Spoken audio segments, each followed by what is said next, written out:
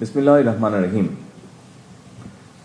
Special security force SSF এর 40তম প্রতিষ্ঠা বার্ষিকী উপলক্ষে আয়োজিত আজকের এই অনুষ্ঠানে উপস্থিত মন্ত্রিপরিষদ সদস্য এবং উপদেষ্টাবৃন্দ, সেনা, নৌ এবং বিমান বাহিনী প্রধানগণ, এসএসএফ প্রধান এবং এই বাহিনীর বিভিন্ন পর্যায়ের কর্মকর্তা ও সদস্য এবং সম্মানিত সুধীমণ্ডলী, আসসালামু আলাইকুম।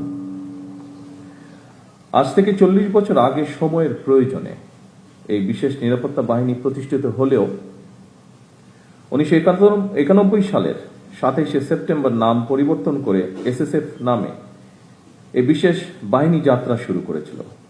দায়িত্বের পরিধিও বেড়েছিল। প্রতিষ্ঠাকাল থেকে আজ পর্যন্ত এই বিশেষ নিরাপত্তা বাহিনীর সঙ্গে যারা যুক্ত ছিলেন কিংবা বর্তমানে যারা দায়িত্ব পালন করে চলেছেন, আমি আপনাদের সবাইকে প্রতিষ্ঠা বার্ষিকীর শুভেচ্ছা জানাই। মরহুমা বেগম খালেদা জিয়া বিভিন্ন মেয়াদে সরকার প্রধান থাকাকালে এবং সর্বশেষ জীবনের শেষ দিনগুলোতে তিনি এভারকেয়ার হাসপাতালে চিকিৎসাধীন থাকা অবস্থায় এসএসএফ অত্যন্ত আন্তরিকতার সাথে দায়িত্ব পালন করেছে। বেগম খালেদা জিয়ার মৃত্যুর পর শুধু বাংলাদেশ নয়, বিশ্বের ইতিহাসে অন্যতম বৃহত্তম নামাজে জানাজা আয়োজনের ক্ষেত্রেও প্রধান সমন্বয়ক হিসেবে এসএসএফ অত্যন্ত গুরুত্বপূর্ণ ভূমিকা পালন করেছে। আমি এসএসএফকে আমার এবং আমার পরিবারের পক্ষ থেকে তার জন্য আবারও আন্তরিকভাবে ধন্যবাদ জানাই। উপস্থিত সুধীবৃন্দ, সরকার প্রধান হিসাবে বর্তমানে প্রতিদিন প্রতি সময় আমি এসএসএফ এর কার্যক্রম সরাসরি প্রত্যক্ষ করছি। তবে এসএসএফ এর কার্যক্রমের সঙ্গে আমার পরিচয় নতুন নয়। মরহুমা প্রধানমন্ত্রী বেগম খালেদা জিয়া যখন সরকার প্রধান হিসাবে দায়িত্ব পালন করেছেন তখন থেকেই, অর্থাৎ আমার তরুণ বেলা থেকেই আমি এসএসএফ এর কার্যক্রমের সঙ্গে পরিচিত। এসএসএফ যখন প্রতিষ্ঠিত হয়েছিল সেই সময়ের সঙ্গে বর্তমান সময়ের অনেক পার্থক্য। বর্তমানে আর্থসামাজিক রাজনৈতিক অবস্থা ব্যবস্থা, ভূ রাজনৈতিক পরিস্থিতি এবং তথ্য প্রযুক্তির অবাধ বিকাশের ফলে বহুমাত্রিক নিরাপত্তা চ্যালেঞ্জ তৈরি হয়েছে। এইসব চ্যালেঞ্জ মোকাবেলায় আধুনিক ও যুগ উপযোগী প্রশিক্ষণের মাধ্যমে নিজেদেরকে সার্বক্ষণিক প্রস্তুত রাখা অত্যন্ত জরুরি। একটি বিশেষায়িত বাহিনী হিসাবে সাহস, দক্ষতা, কৌশল এবং সর্বাধুনিক প্রযুক্তিতে এসএসএফ এর পিছিয়ে থাকার কোন সুযোগ নেই। উপস্থিত এসএসএফ সদস্যবৃন্দ, গত 12ই ফেব্রুয়ারি নির্বাচনে রাষ্ট্র পরিচালনার জন্য বিএনপি জনগণের ম্যান্ডেট পাওয়ার পর 17ই ফেব্রুয়ারি থেকে বর্তমান সরকার রাষ্ট্র পরিচালনার দায়িত্ব পালন করছে। রাষ্ট্রীয় নিয়ম অনুযায়ী সরকার প্রধান হিসাবে এসএসএফ সার্বিক নিরাপত্তা ব্যবস্থা গ্রহণ করেছে। আপনারা জানেন, জনগণের দুর্ভোগ লাঘব করে সড়কে যানবাহনের চলাচল স্বাভাবিক রাখতে আমি আমার গাড়িবহরের আকার সীমিত করেছি, যা ডিজি এসএসএফ ওনার বক্তব্যেও উল্লেখ করেছেন বিষয়টি। ফলে বিদ্যমান পরিস্থিতিতে সদস্য সংখ্যা বাড়ানোর পরিবর্তে এসএসএফকে হয়তো দক্ষতা এবং নিরাপত্তা কৌশলের উপরে বেশি জোর দিতে হচ্ছে। আপনারা যথাসম্ভব সুন্দরভাবে দায়িত্ব পালন করছেন। আমি আবারও আপনাদেরকে তার জন্য আন্তরিক ধন্যবাদ জানাই।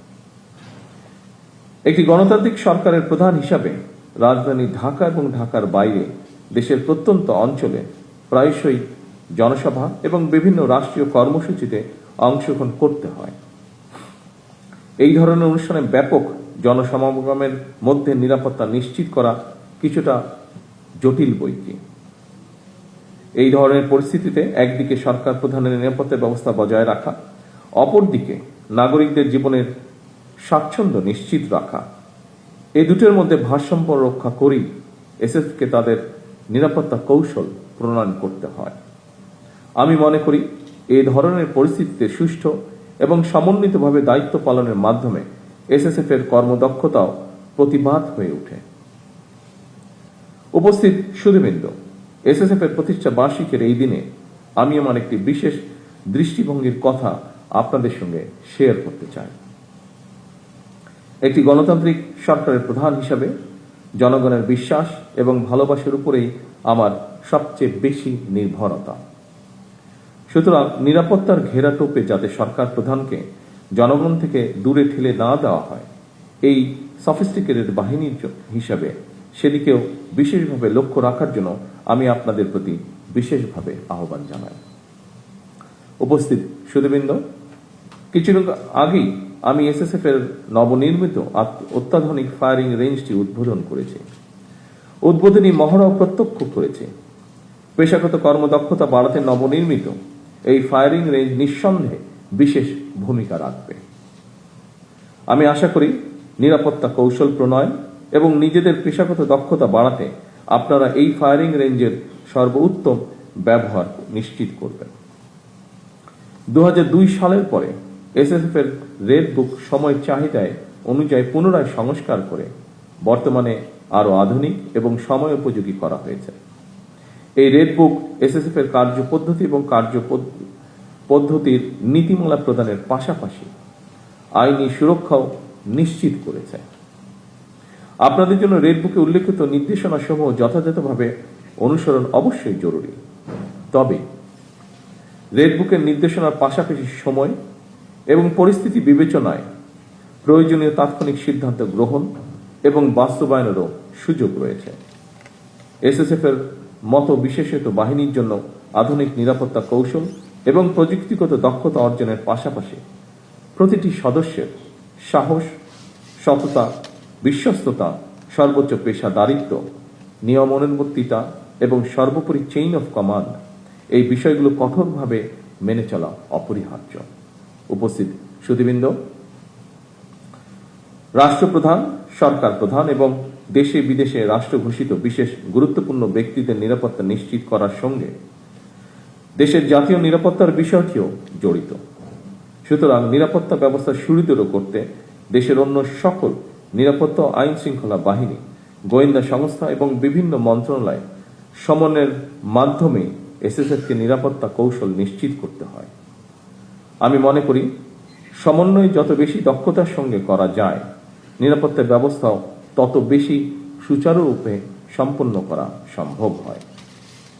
দেশের সেনা, নৌ বিমান, পুলিশ এবং আনসার বাহিনীর মধ্য থেকে দক্ষ কর্মকর্তাদের বাছাই করে এসএসএফ গঠন করা হয়। এরপর আপনাদেরকে গুরুত্বপূর্ণ ব্যক্তিদের নিরাপত্তার জন্য আপনাদেরকে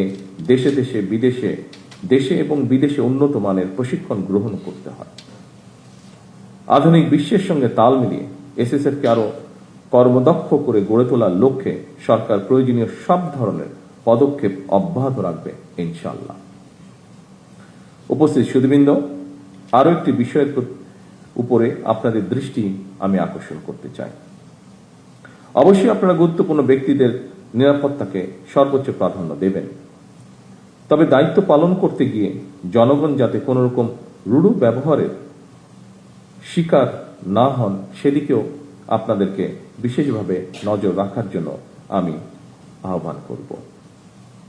আপনারা দেশের সর্বোচ্চ পেশাদারিত্বের সঙ্গে দায়িত্ব পালন অব্যাহত রাখবেন, এই প্রত্যাশা রেখে আমি আমার বক্তব্য শেষ করছি। আল্লাহ হাফেজ। বাংলাদেশ জিন্দাবাদ।